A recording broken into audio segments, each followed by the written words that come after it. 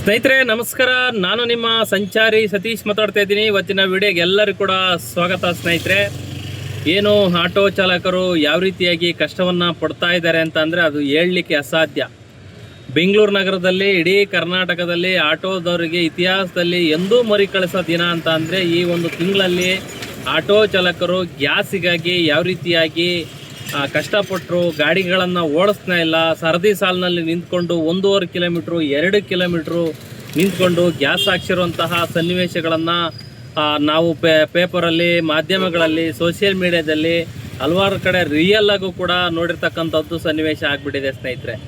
ಹಾಗಾಗಿ ಏನು ಬೇರೆ ಒಂದು ದೇಶದಲ್ಲಿ ಯುದ್ಧಗಳನ್ನು ಸ್ಟಾರ್ಟ್ ಆಗಿದ್ದಂಥದ್ದು ಇಲ್ಲಿಗೆ ಯಾವ ರೀತಿಯಾಗಿ ನಮ್ಮ ಇಂಡಿಯಾಕ್ಕೂ ಕೂಡ ಎಫೆಕ್ಟ್ ಆಯಿತು ಅನ್ನೋದನ್ನು ನೋಡಿದ್ದೀರಿ. ಈಗ ಇಸ್ರೇಲು, ಇರಾನು ಮತ್ತು ಅಮೇರಿಕ ನಡುವೆ ಯುದ್ಧ ನಡೀತಾ ಇತ್ತು. ಅದಕ್ಕೆ ಯುದ್ಧಕ್ಕೆ ವಿರಾಮವನ್ನು ಹೇಳಿದ್ದಾರೆ ಅಂತೇಳಿ ಮಾಧ್ಯಮಗಳಲ್ಲಿ 2 ವಾರ ಏನೋ ಗಡುವು ಕೊಟ್ಟಿದ್ದಾರೆ ಮತ್ತೊಂದು ಅಂತೇಳಿ ಹೇಳಿದ್ದಾರೆ. ಹಾಗಾಗಿ ಎಲ್ಲ ಕಡೆ ಅಂತಂದರೆ ಏನು LPG ನಮಗೆ ಎಷ್ಟು ಪೂರೈಕೆ ಆಗಬೇಕು ಅಷ್ಟು ಹಡಗುಗಳು ಬರ್ತಾ ಇದೆ ಅಂಥೇಳಿ ಕೆಲವೊಂದು ಮಾಧ್ಯಮಗಳಲ್ಲಿ ತೋರಿಸ್ತಾ ಇರ್ತಕ್ಕಂಥದ್ದು ಇಂಡಿಯಾಗೆ. ಹಾಗಾಗಿ ಎಲ್ಲ ಗ್ಯಾಸ್ ಬಂಕ್ಗಳಲ್ಲೂ ಕೂಡ ಗ್ಯಾಸ್ ಅವೈಲಬಲ್ ಇದೆ, ಸಿಗ್ತಾ ಇದೆ. ಹಾಗಾಗಿ ಏನು ಇಂಡಿಯನ್ನು ಮತ್ತು ಗೌರ್ಮೆಂಟ್ ಬಂಕ್ಗಳು ಏನು ಲಿಮಿಟೆಡ್ಗಳಿದೆ ಅಲ್ಲಿ ಪ್ರಾಮಾಣಿಕವಾಗಿ ಗೌರ್ಮೆಂಟ್ ರೈಟು ಏನಿದೆ 90 ರೂಪಾಯಿಗೆ ಆಗ್ತಿರ್ತಕ್ಕಂಥದ್ದು.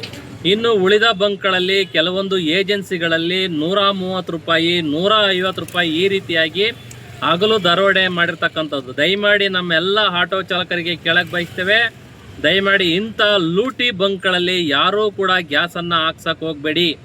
ಯಾಕೆ ಅಂತಂದರೆ ಈ ರೀತಿಯಾಗಿ ನಮ್ಮ ಕಷ್ಟದಲ್ಲಿರುವಂಥ ಪರಿಸ್ಥಿತಿಗೆ ಅವರು ನೆರವಾಗಿ ನಿಲ್ಲಬೇಕಾದಂತಹ ಕೆಲವೊಂದು ಗ್ಯಾಸ್ ಬಂಕ್ಗಳಲ್ಲಿ ಈ ರೀತಿಯಾಗಿ ಇದೇ ಚಾನ್ಸು ಅಂತೇಳಿ ದುಪ್ಪಟ್ಟು ದರವನ್ನು ಕಿತ್ಕೊಳ್ತಕ್ಕಂಥ ಕೆಲಸವನ್ನು ಮಾಡ್ತಾ ಇದ್ದಾರೆ. ಹಾಗಾಗಿ ಏನು 1ನೇ ತಾರೀಕಿಂದ 1ನೇ ತಾರೀಕುವರೆಗೂ ಏನು ದರವನ್ನು ನಿಗದಿ ಮಾಡ್ತಾರೆ ಆ ನಿಗದಿ ಪ್ರಕಾರವಾಗಿ ಏನು ಲಿಮಿಟೆಡ್ಗಳಲ್ಲಿ ಅದನ್ನೇ ಪರಿಪಾಲನೆ ಮಾಡ್ತಿರ್ತಕ್ಕಂಥದ್ದು. ನಿಜವಾಗ್ಲೂ ಕೂಡ ಅವರಿಗೆ ಯಾಡ್ಸಪ್ಪನ್ನು ಹೇಳಬೇಕಾಗ್ತದೆ. ಯಾಕೆ ಅಂತಂದರೆ ಇಂಥ ಒಂದು ಅಂತಂದರೆ ಇವತ್ತು ಗಾಡಿಗಳೇ ಬರೋ ಅಂಥದ್ದು ಮೈಲೇಜು ಒಂದು 18ರಿಂದ 20 ಒಳಗಡೆ ಬರ್ತವೆ. 1 ಲೀಟ್ರ್ ಗ್ಯಾಸ್ ಹಾಕ್ಸ್ಕೊಂಡ್ರೆ ಎಲ್ಲಿ ದುಡಿಮೆ ಮಾಡೋಕ್ಕಾಗ್ತದೆ? ಇವೊಬ್ಬ ಆಟೋ ಚಾಲಕ ಇವತ್ತು ಏನು 400ರಿಂದ 500 ರೂಪಾಯಿ ಗ್ಯಾಸನ್ನು ಹಾಕಿ ಏನೋ ಸಂಪಾದನೆ ಮಾಡ್ತಿದ್ದ, ಇವತ್ತು 1,500 1,000 ರೂಪಾಯಿ ತನಕ ಗ್ಯಾಸನ್ನು ಹಾಕಿಸಿ ದುಡಿಮೆ ಮಾಡ್ತಾ. ಹಾಗಾಗಿ ಆಟೋ ಚಾಲಕರು ಎಲ್ಲರೂ ಕೂಡ ಇಂಥ ಪ್ರೈವೇಟ್ ಏಜೆನ್ಸಿ ಗ್ಯಾಸ್ ಹಾಕುವಂತಹ ಗ್ಯಾಸ್ ಬಂಕ್ಗಳಲ್ಲಿ ನಿಮ್ಗೇನಾರು ಗಾಡಿಗೆ ಇನ್ ಕೇಸ್ ಏನಾರು ಖಾಲಿಯಾದಂಥ ಸಂದರ್ಭದಲ್ಲಿ ಏನಾದರೂ ಕೂಡ 1 ಲೀಟ್ರ್ ಇಲ್ಲ 2 ಲೀಟ್ರ್ ಎಮರ್ಜೆನ್ಸಿಗೆ ಮಾತ್ರ ಹಾಕಿಸ್ಕೊಳ್ಳಿ. ಇಂಥದ್ರಲ್ಲಿ ಫುಲ್ ಟ್ಯಾಂಕ್ ಮಾಡಿಸೋವಂಥದ್ದು ನೀವು 1,000 ರೂಪಾಯಿಗೆ ಹಾಕ್ಸೋವಂಥದ್ದು ದಯಮಾಡಿ ಮಾಡೋಕ್ಕೆ ಹೋಗ್ಬೇಡಿ. ಮುಂದಿನ ದಿನಮಾನಗಳಲ್ಲಿ ಇವರಿಗೆ ತಕ್ಕಂತಹ ಒಂದು ಶಾಂತಿಯನ್ನು ಮಾಡಲೇಬೇಕು. ಇಲ್ಲ ಅಂತಂದರೆ ಆಟೋ ಚಾಲಕರ ಹತ್ರ ದುಪ್ಪಟ್ಟು ದರವನ್ನು ಈ ರೀತಿಯಾಗಿ ಕಿತ್ಕೊಳ್ತಕ್ಕಂಥ ಕೆಲಸವನ್ನು ಮಾಡ್ತಾರೆ ಸ್ನೇಹಿತರೆ. ಹಾಗಾಗಿ ಯಾರು ಕೂಡ ಟೆನ್ಷನ್ ತೊಗೋಬೇಡಿ. ಬೆಂಗಳೂರು ನಗರದಲ್ಲಿ ಹಲವಾರು ಜಿಲ್ಲೆ ಭಾಗಗಳಲ್ಲೂ ಸ್ವಲ್ಪ ಮಟ್ಟಿಗೆ ಈಗ ಸುಧಾರಣೆಯನ್ನು ಕಾಣ್ತಾ ಇದೆ ಅಂತೇಳಿ ಕೆಲವರೆಲ್ಲ ತಿಳಿಸ್ಕೊಡ್ತಾ ಇದ್ದಾರೆ. ಹಾಗೆ ಏನು ಟೆನ್ಷನ್ ಏನೋ ಒಂದೊಂದು ಬಂಕಿಗೆ ಹೋದಂಥ ಸಂದರ್ಭದಲ್ಲಿ ಏನೋ ಮುಂಚೆ ಹಂಗೆ 100 ಗಾಡಿ ಏನೋ ನಿಲ್ಲಲ್ಲ, ಅಟ್ಲೀಸ್ಟ್ ಒಂದು 20-30 ಗಾಡಿ ಇರ್ತವೆ. ಏನೋ ಒಂದು ಅರ್ಧ ಗಂಟೆ 1 ಅವರ್ ಒಂದು ಮುಕ್ಕಾಲು ಅವರ್ ಒಳಗಡೆ ಗ್ಯಾಸ್ ಹಾಕ್ಸ್ಕೋಬೋದು. ಯಾಕೆಂದ್ರೆ ನಾವು ಅಂತಂದರೆ ನಿಂತ್ಕೊಳ್ಳೋಕೆ ಪೇಷನ್ಸ್ ಇದ್ದರೆ ನಿಂತ್ಕೋಬೇಕು ಸ್ನೇಹಿತರೆ. ಯಾಕೆಂತಂದರೆ ಅದರಿಂದ ನಮಗೆ ಒಂದು 300-400 ರೂಪಾಯಿ, ಒಂದು 200 ರೂಪಾಯಿನಾರು ಉಳಿಯುತ್ತಲ್ಲ ಈ ಬೇರೆ ಗ್ಯಾಸಿಗೆ ಕಂಪೇರ್ ಮಾಡಿಕೊಂಡ್ರೆ. ಹಾಗಾಗಿ ಅಲ್ಲಿ ನಿಂತ್ಕೊಂಡು ಹಾಕಿಸ್ಕೊಳ್ಳಿ ಅನ್ನೋದನ್ನು ನಿಮ್ಮ ಮುಖಾಂತರ ಹೇಳ್ತಾ, ಏನು ಇತ್ತೀಚೆಗೆ ಚಲನಚಿತ್ರ ನಟರು ಏನು ಆಕ್ಷನ್ ಪ್ರಿನ್ಸ್ ಧ್ರುವ ಸರ್ಜರ್ ಅವರು ಕೂಡ ಆಟೋ ಚಾಲಕರು ಭಾಳ ಕಷ್ಟದಲ್ಲಿದ್ದಾರೆ, ಅವ್ರಿಗೇನಾದ್ರು ಕೂಡ ಸಹಾಯ ಮಾಡಬೇಕು ಅಂತೇಳಿ ಅವರು ಕೂಡ ಒಂದು 25 ಲಕ್ಷ ರೂಪಾಯಿಗಳನ್ನು ಆಟೋ ಚಾಲಕರಿಗೆ ದೇಣಿಗೆಯಾಗಿ ಕೊಟ್ಟಿರ್ತಕ್ಕಂಥದ್ದು ಸನ್ನಿವೇಶವನ್ನು ನಾವು ಇತ್ತೀಚಿನ ಸೋಷಿಯಲ್ ಮೀಡಿಯಾದಲ್ಲಿ ಎಲ್ಲ ಕೂಡ ನೋಡಿದ್ದೇವೆ. ಹಾಗಾಗಿ ಅವರಿಗೆ ದೇವರು ಆರೋಗ್ಯ ಐಶ್ವರ್ಯ ಕೊಟ್ಟು ಕಾಪಾಡಲಿ ಅಂತ ಹೇಳ್ತಾ, ಏಕೆಂತಂದರೆ ಇವತ್ತು ಆಟೋ ಚಾಲಕರು ಅಂತಂದರೆ ಯಾವ್ದಾರು ಎಲೆಕ್ಷನ್ ಬಂದಂಥ ಟೈಮಲ್ಲಿ, ಯಾವ್ದಾದ್ರು ಫಿಲಮ್ ಪ್ರಮೋಷನ್ ಬಂದಂಥ ಟೈಮಲ್ಲಿ ಇವ್ರು ಮಾತ್ರ ಆಟೋ ಚಾಲಕರು ನೆನಪಾಗ್ತಾರೆ. ಇವತ್ತು ಕೋಟಿಗೆ ಇರೋವಂಥವ್ರು ಎಲ್ಲರೂ ಕೂಡ ಇದ್ದಾರೆ. ಯಾರು ಕೂಡ ಆಟೋ ಚಾಲಕರಿಗೆ ಸಹಾಯ ಮಾಡುವಂತಹ ಮನೋಭಾವ ಬಂದಿಲ್ಲ. ಹಾಗಾಗಿ ಇವತ್ತು ಏನು ಧ್ರುವ ಸರ್ಜರ್ ಅವರು ಇವತ್ತು ಆಟೋ ಚಾಲಕರಿಗೆ 25 ಲಕ್ಷ ರೂಪಾಯಿಗಳನ್ನು ಕೊಟ್ಟು ಅವರಿಗೆ ಉಚಿತವಾಗಿ 500 ರೂಪಾಯಿ ಫುಲ್ ಟ್ಯಾಂಕನ್ನು ಅಂತಂದರೆ ಒಬ್ಬರಿಗೆ 500 ರೂಪಾಯಿ ಗ್ಯಾಸನ್ನು ಹಾಕ್ತಕ್ಕಂಥ ಕೆಲಸವನ್ನು ಭಾಗಗಳಲ್ಲಿ ಎಲ್ಲ ಕೂಡ ಫ್ರೀಯಾಗಿ ತುಂಬಿಸ್ತಕ್ಕಂಥ ಕೆಲಸವನ್ನು ಮಾಡ್ತಾ ಇದ್ದಾರೆ ಸ್ನೇಹಿತರೆ.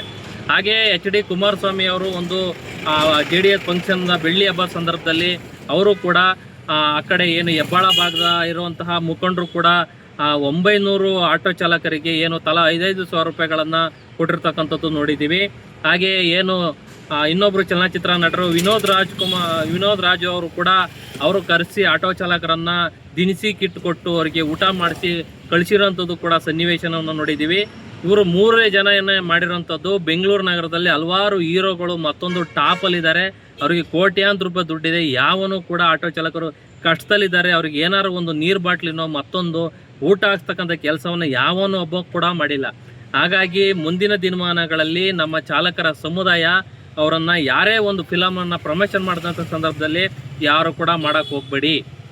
ಏಕೆಂತಂದರೆ ನಮ್ಮ ಕಷ್ಟ ಕಾಲದಲ್ಲಿ ಯಾರು ನಿಲ್ತಾರೆ ಅವರಿಗೆ ನಾವು ಮಾಡ್ತಕ್ಕಂಥದ್ದು ನಮ್ಮ ಕರ್ತವ್ಯ.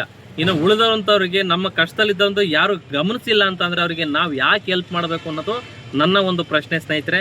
ಹಾಗಾಗಿ ಇಷ್ಟ ಆಗಿತ್ತು ವಿಚಾರ. ದಯಮಾಡಿ ಎಲ್ಲೂ ಕೂಡ ಹೆಚ್ಚುವರಿ ದರವನ್ನು ಕೊಟ್ಟು ಗ್ಯಾಸನ್ನು ಹಾಕ್ಸ್ಕೊಳ್ಳೋಕೆ ಹೋಗ್ಬೇಡಿ. ಲಿಮಿಟೆಡ್ಗಳಲ್ಲಿ ಗೌರ್ಮೆಂಟ್ ಬಂಕ್ಗಳಲ್ಲಿ ಗ್ಯಾಸನ್ನು ಹಾಕಿಸಿ ಅಂತ ಹೇಳ್ತಾ ನಮ್ಮೆಲ್ಲ ಚಾಲಕರಿಗೂ ಕೂಡ ಮನವಿ ಮಾಡ್ಕೊಳ್ತೇನೆ. ಹಾಗೆಯೇ ನಮ್ಮ ಫಸ್ಟ್ ಟೈಮು ನಮ್ಮ ಯೂಟ್ಯೂಬ್ ಚಾನಲಲ್ಲಿ ವಿಡಿಯೋವನ್ನು ನೋಡ್ತಾರೆ, ದಯಮಾಡಿ ಒಂದು ಸಬ್ಸ್ಕ್ರೈಬ್ ಮಾಡಿ. ನಿಮ್ಮ ಅನಿಸಿಕೆ ಅಭಿಪ್ರಾಯಗಳನ್ನು ಕಮೆಂಟ್ ಮುಖಾಂತರ ತಿಳಿಸಿ ಸ್ನೇಹಿತರೆ. ಇದೇ ರೀತಿಯಾಗಿ ನಿಮ್ಮ ಸಪೋರ್ಟು ನನ್ನ ಮೇಲೆ ಇರಲಿ ಅನ್ನೋದನ್ನು ಮುಖಾಂತರ ನಮ್ಮೆಲ್ಲ ಚಾಲಕ ಮತ್ತು ಮಾಲೀಕ ಬಂಧುಗಳಿಗೆ ಹೇಳಕ್ಕೆ ಬಯಸ್ತೇನೆ ಸ್ನೇಹಿತರೆ. ಜೈ ಹಿಂದ್, ಜೈ ಕರ್ನಾಟಕ ಮಾತೆ ಸ್ನೇಹಿತರೆ. ನಮಸ್ಕಾರ.